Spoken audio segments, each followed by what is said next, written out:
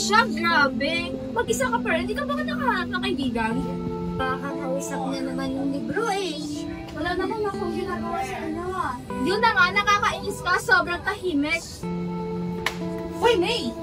Hindi lang na nga yan. Pinakatuwa ha. Okay, ewan ko nga sa inyo.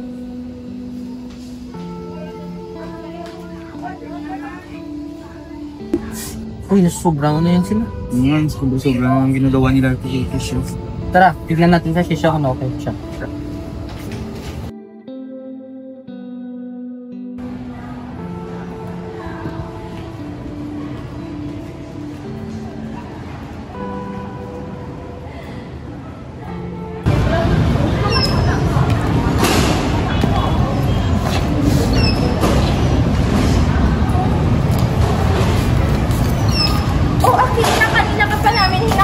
Busy ka pa sa pag-iyak? Baka sumusulat naman ng diary eh. Oh, ito. Love letter sa sarili.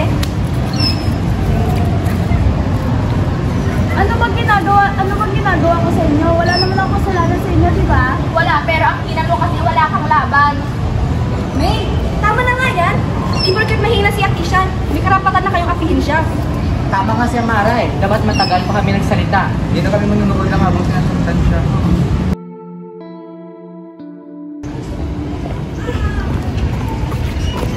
Ang tahimik mo ngayon ah. Hindi ikaw to. Ang dami ko kasing iniisip. Akala ko kapag natatakot sila sa akin, malakas ako. Pero parang ako pala yung nanghihina. Ang tunay na lakas ay hindi pananakot. Ang marunong matanggap ng mali, yun na yung mahina. Sa tingin mo ba, kaya ko bang baguhin to? Kung totoo kang isisisi, oo, labanan mo sarili mo yung galit. Yun yung unang hakbang.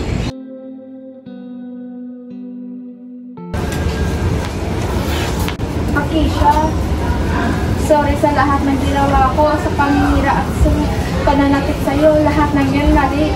Ako ang may problema. Hindi madaling kalimutan, pero salamat sa iyong pag-amin. Hindi ko na uulitin yun. Sorry sa lahat.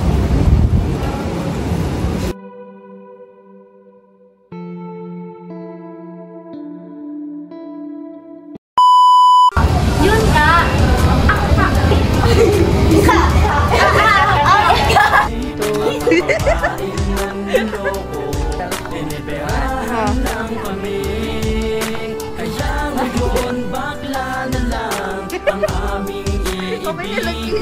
Sige na. Ito, ito. Wala! Ako!